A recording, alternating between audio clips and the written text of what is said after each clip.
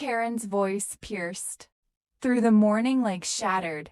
glass when she shouted, "You're under arrest, Cho." Police take him away, and I opened my door to find 3 men in fake uniforms, with badges glinting under the porch light, and my stomach sank as one of them yanked out handcuffs while neighbors peeked through blinds, and Karen stood there with her arms crossed, smirking, saying, "We warned you, rule breaker. Nobody disobeys the HOA." And I froze, letting them believe they had the upper hand until I slowly pulled out my real badge and told them, "Funny, because I'm with the FBI." And the truth was, I had moved to the edge of the forest because I wanted quite not drama, and my cabin was just a simple wooden structure, stained dark from years of rain, with smoke curling from the stone every morning, while the air out there felt alive, filled with pine and soil, carrying the chatter of birds instead of car. My days were steady, splitting wood, drinking black coffee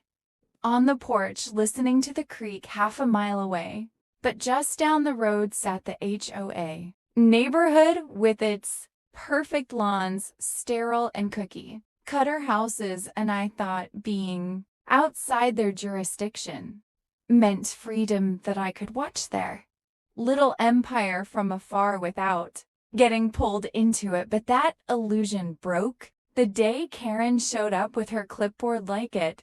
was a sword she was dying to swing, and I first saw her when the sun was sliding down between the trees, casting orange light across the clearing as she marched up my gravel drive in high heels that weren't meant for dirt, wearing a red blazer like a warning sign. And she didn't knock or introduce herself. She just planted herself on my porch with her eyes narrowed and lips pinched so tightly they nearly disappeared, and she barked that this was unacceptable, waving the clipboard in the air like she was presenting evidence at a trial, and asked if I even realized how much property values were dropping because of this, as she swept her hand toward my cabin, my stacked wood, and my muddy old truck by the shed. And I wiped sweat from my forehead, still holding the axe from splitting logs, and answered calmly that my land wasn't part of their HOA. And I saw the first crack of rage flash across her face, and she wasn't alone, because behind her stood Tom and Sandra, the neighborhood shadows, with Tom always fidgeting behind his glasses that were too big for his face, and Sandra smiling in that cruel the way people do when they enjoy watching someone else get cornered. And Karen jabbed the clipboard against my chest and declared that everything within 3 miles fell under their visual authority, from the smoke of my chimney